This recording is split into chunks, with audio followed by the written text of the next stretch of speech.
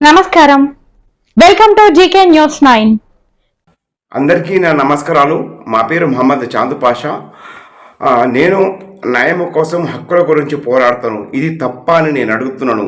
అయితే ఇప్పుడు మాసప్లింగ్ hockey ground దగ్గర కొన్ని గుడిసెలు ఉండేయండి. 89 సంవత్సరాల నుంచి ఉన్నారు అక్కడ. అయితే ఆ గుడిసెలన్నీ ఏం చేశారంటే ఆసిఫ్ నగర్ మండల్ తహసీల్దారు, మేదిపట్నం పోలీసు వాళ్ళు, సిఐ, ఎస్ఐ కలిసి అవన్నీ గుడిసెలు తగలబెట్టేశారు. అప్పుడు నాంపల్లి ఆడియోకు కూడా బాగా తెలుసు. అయితే నాకు అక్కడ ఉన్న వాళ్ళు నాకు ఫోన్ చేస్తే నేను వచ్చాను. అక్కడ వాస్తవమే ఇగో ఇక్కడ అన్ని గుడిసెలు తగలబెట్టేశారు. ఇది PS Nagar hockey ground back సైడ్లో ఈ గుడిసెలు తగలబెట్టేశారు. ఇది సాక్ష్యం. ఇవన్నీ ఆధారాలు ఉన్నాయి. ఇవి సాక్ష్యము. ఎందుకంటే ఆ పేదవాళ్ళు పాపం ఇళ్ళల్లో పనిచేసేవాళ్ళు, కూలి పని చేసేవాళ్ళు, పాప అమాయకులు వాళ్ళు ఇగోండి అన్ని గుడిసెలు తగలబెట్టేశారు.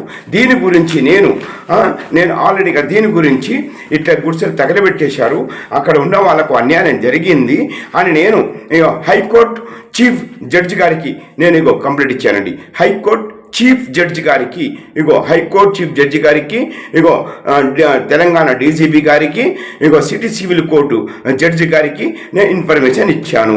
అయితే ఇది వాస్తవమా కాదా అని city civil court judge Muralimohan గారు ఒక నోటీస్ ఇచ్చారు. ఎవరికి?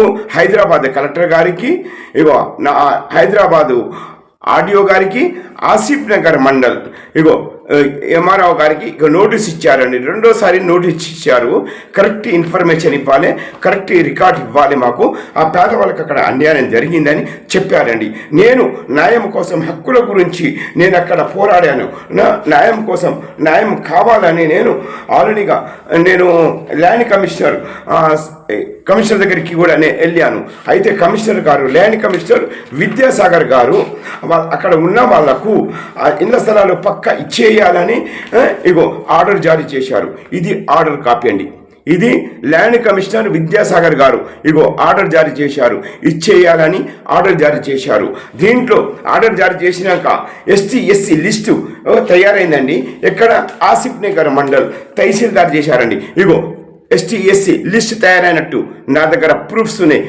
ఎంఆర్ఓ సంతకాలు కూడా ఉన్నాయి. ఎందుకంటే ఇవన్నీ ఎస్టీ ఎస్సీ లిస్ట్ తయారైనట్టు నా దగ్గర మొత్తం పూర్తిగా ఆధారాలు ఉన్నాయండి. ఈ ఆధారాలు ఉన్నాయి. ఆధారాలు లేని నేనేం మాట్లాడతలేను, ఆధారాలు బట్టి నేను మాట్లాడుతున్నాను. ఎందుకంటే నేను న్యాయం కోసం హక్కుల గురించి నేను పోరాటం చేస్తూ ఉంటే నాకు మేదీపట్నం పోలీస్ వాళ్ళు ఇన్స్పెక్టర్ మధుకర్ స్వామి, ఎస్ఐ మధుకర్ గౌడ్, కొంతమంది కానిస్టేబుల్స్లు నేను పంజగుట్ట చౌరస్తా దగ్గర నిలబడ్డాను.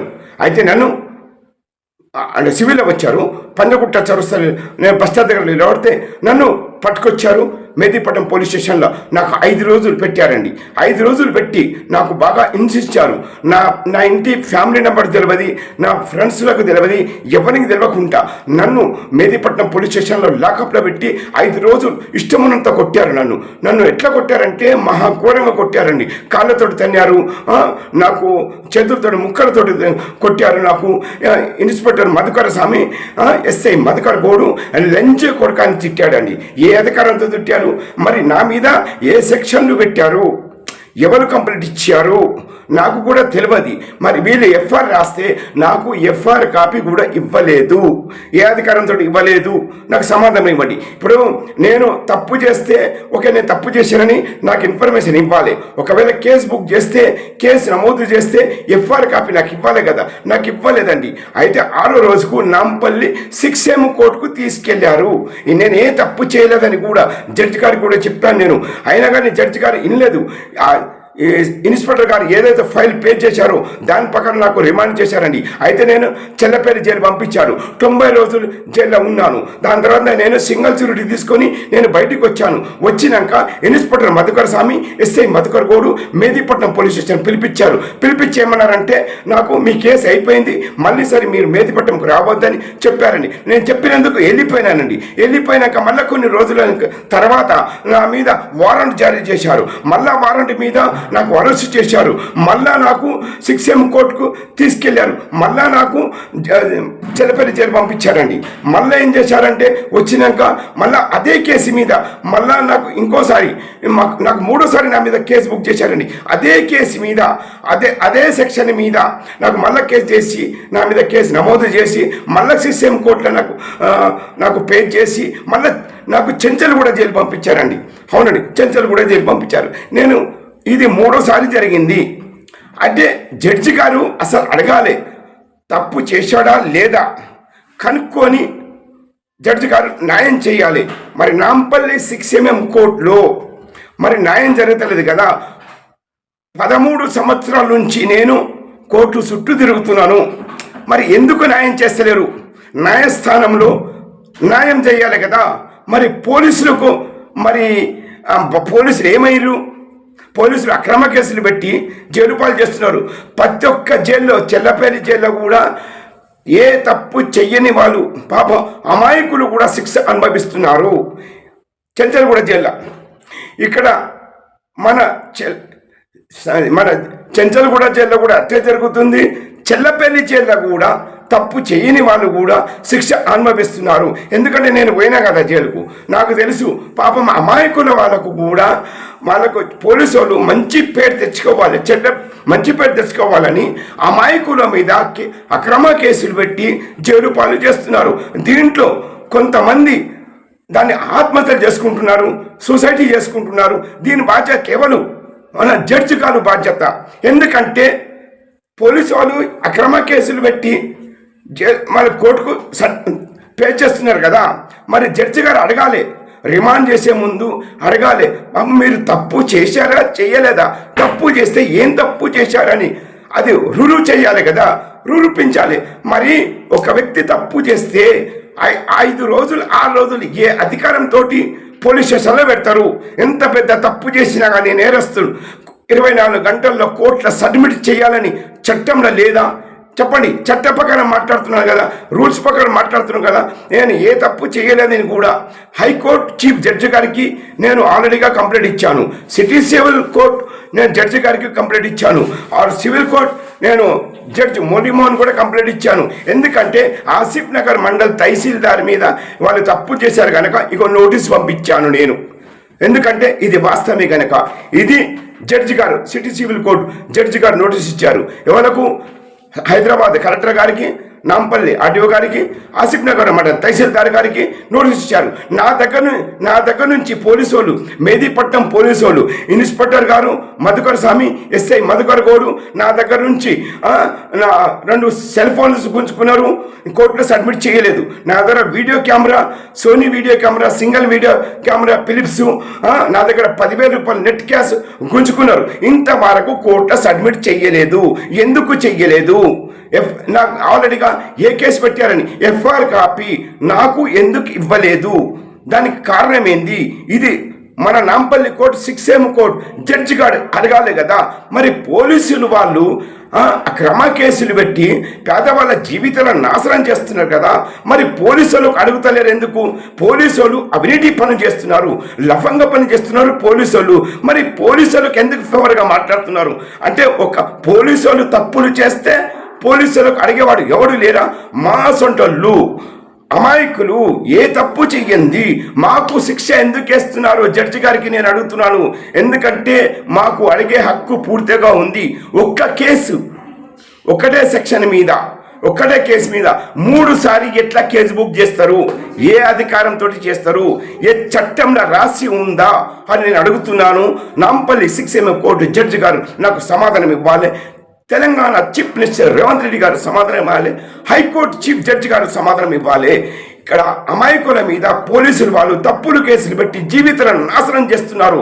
ఈ మేదీపట్నం ఇన్స్పెక్టర్ మీద, ఎస్ఐ మీద, అక్కడ కానిస్టేబుల్ మీద చర్యలు తీసుకోవాలని ఈ పేదవాడు మహమ్మద్ చాంద్ పాషా చేతులెక్కి నమస్కారం జోడించి రిక్వెస్ట్ చేస్తున్నాను. నేను 13 సంవత్సరాల నుండి నేను కోర్టు చుట్టూ తిరుగుతున్నాను, పేషీలకే తిరుగుతున్నాను. నా కేసు కొట్టేయాలి. ఏ తప్పు చెయ్యలేదు నేను, అమాయకుని నేను. హక్కుల గురించి న్యాయం కోసము నేను పోరాడు తప్ప నిజం చెప్పుడు తప్ప ఆ పేదవాళ్ళకి అక్కడ అన్యాయం జరిగింది. నేను వాళ్ళ గురించి నేను మాట్లాడాను. ఇది తప్ప అయితే ఆమె నా మీద అక్రమ కేసులు పెట్టి నాకు జైలు పాలు చేశారు. నా జీవితాన్ని నాశనం చేశారు. అసలు పోలీసులు అసలు ఎట్లా మంచి సావు రాదు పోలీసులకు. ఎందుకంటే పోలీసు వాళ్ళు జీవితంలో ఎప్పుడూ నిజం చెప్పడు, అబద్ధం చెప్తారు. అందరికీ నమ్మాలి, ఒక పోలీస్ డిపార్ట్మెంట్కు నమ్మొద్దని ప్రతి ఒక్క న్యాయవాదులకు జడ్జిలకు నేను రిక్వెస్ట్ చేస్తున్నాను. నా కేసు నాంపల్లి శిక్షంలో ఉంది. 13 సంవత్సరాల నుంచి నేను కోర్టు చుట్టూ తిరుగుతున్నాను. నేను ఏ తప్పు చేయలేదు. నా కేసు కొట్టేయాలని నేను తెలియజేస్తున్నాను. నా దగ్గర నుంచి తీసుకున్న వస్తువులు పోలీసు వాళ్ళు నాకు తిరిగి ఇవ్వాలి. వాళ్ళు తప్పు చేసింది, వాళ్ళు తప్పు ఒప్పుకోవాలని చెప్తున్నాను. ఎందుకంటే 13 సంవత్సరాల నుంచి నేను తిరుగుతున్నాను ఆ నాంపల్లి 6mm కోర్టుకు. నేను ఏ తప్పు చేయలేదు. నేను ఒక్కటే సమాధానం నేను అడుగుతున్నాను, జడ్జి గారు, మీరు కరెక్ట్ జడ్జి ఉంటే, మీరు మీ దగ్గర మానవత్వం ఉంటే, మీ దగ్గర విశ్వాసం ఉంటే, మీరు కరెక్ట్ న్యాయం చేస్తూనే ఉంటే మీరు చెప్పండి. ఒక్క కేసు మీద 3 సార్లు నాకు ఎట్లా కేసు బుక్ చేస్తారు? చట్టంలో ఉందా? ఏ అధికారంతో కేసు నమోదు చేశారు నాకు? ఒక్క కేసు మీదని. అవునండి, అవే సెక్షన్లు పెట్టారు మా మీద. అవే సెక్షన్లు పెట్టి నా మీద 3వ నాకు జైలు పాలు చేశారు. ఎట్లా ఇది రూల్స్ ఉందా అని నేను ప్రతి ఒక్క జడ్జి గాళ్లకు, లాయర్లకు కూడా అడుగుతున్నాను. దీనికి ఆన్సర్ ఇవ్వగలుగుతారా? నేను ఒక పేదవాడిని, నేను సోషల్ వర్కర్ని. నేను ప్రజల గురించి పోరాడతాను, న్యాయం కోసం పోరాడతాను. నేను నా ప్రాణాలకు భయపడను. ఎవడైతే అవినీతి పని చేశాడో వాడు భయపడతాడు. ఎవడైతే నృత్య పని చేశాడో వాడు భయపడతాడు. ఎవడైతే లఫంగ పని చేస్తున్నాడో వాడు భయపడతాడు. పోలీసులకు పుణ్యానికి తింటున్నారు. అవునండి, పేదవాళ్లకు ముంచేసి తింటున్నారు. అవినీతి పని చేస్తున్నారు పోలీస్ డిపార్ట్మెంట్. దయచేసి నాంపల్లి 6M కోర్టు జడ్జి గారికి నేను రిక్వెస్ట్ చేస్తున్నాను. నేనే తప్పు చెయ్యలేదు, నేను తప్పు చేయలేదని కనుక ఆ ధైర్యంతో చెప్తున్నాను.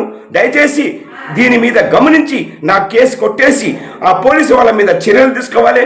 నా దగ్గర తీసుకున్న వస్తువులు నాకు వెంటనే తిరిగి ఇప్పించాలని కూడా నేను జడ్జి గారికి తోటి మనవి చేసుకుంటున్నాను. మా పేరు మహమ్మద్ చాందు పాషా. దయచేసి రిక్వెస్ట్ చేస్తున్నాను. దీంట్లో మా తెలంగాణ స్టేట్లో ఉన్న మీడియా వాళ్ళు కూడా పోలీసులకు బానిసలైపోయారు. ఉన్న వార్తలు పెట్టారు. ఎవరు డబ్బులు ఇస్తే వాళ్ళకి వార్తలు పెడుతున్నారు. నేను 13 సంవత్సరాల నుంచి నాకు అన్యాయం జరిగిందని కూడా నేను ప్రింట్ మీడియా, ఎలక్ట్రానిక్ మీడియా కూడా నేను తెలియజేసినాక కూడా పోలీసులకు సపోర్ట్ చేస్తున్నారు. ఎందుకంటే డబ్బులకు లొంగిపోతున్నారు. మన ఎలక్ట్రానిక్ మీడియా, ప్రింట్ మీడియా వాళ్ళని కూడా నేను తెలియజేస్తున్నాను. ఎవరైతే డబ్బులకు లొంగిపోయిండో ఆ మీడియా మిత్రులకే చెప్తున్నాను, నేను అందరికీ చెప్తలేను. దయచేసి నాకు న్యాయం జరిగినట్టు చేయాలని నేను కోరుకుంటున్నాను. అందరికీ నేను రిక్వెస్ట్ చేసి కూడా మనవి చేసుకుంటున్నాను. జై హింద్, జై Telangana. Hi, this is Neha Shetty. Please subscribe to GK News. Hi everybody, subscribe to GK News.